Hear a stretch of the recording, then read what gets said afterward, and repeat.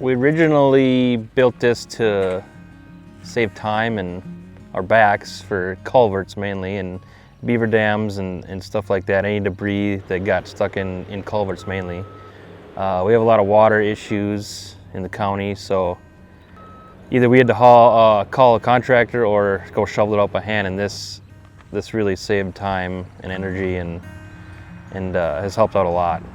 We had the opportunity with an open winter 2 years ago, so I kind of threw out some ideas to Brody and Dennis and creating this claw out of a need to, one, clean culverts, placing riprap, moving logs, you know, when we do have storm damage or if we've just been cutting trees, just for one, saving time, and two, saving the fatigue on the employees. It saves a lot of time on your back. Everybody gets sore backs digging out sticks. This thing goes in and you're done in a matter of minutes. Nobody wants to get wet, and then if they can sit in a skid loader with air conditioning, they're much more comfortable.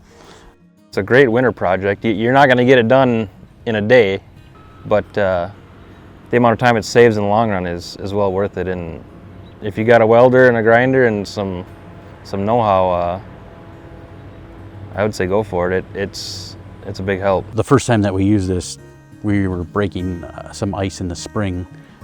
Brody came out and he went down, cleaned a 24-inch culvert in less than 5 minutes. It took longer to unload and load the machine back up. It was wonderful to watch. Come here and watch it in action and get ideas. And if they're any good with a welder and a torch or a plasma cutter, they can build it themselves. We'll definitely help them out. We made kind of a jib style boom on the end of it so we can slide in and out. It's retractable.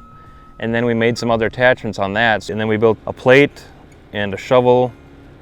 And the plate works really well for cleaning off aprons. And the shovel works good for getting in there like the first couple feet if the culvert's plugged up in there. And then we built a kind of a stinger that you can push into a culvert, and it's got flaps on it.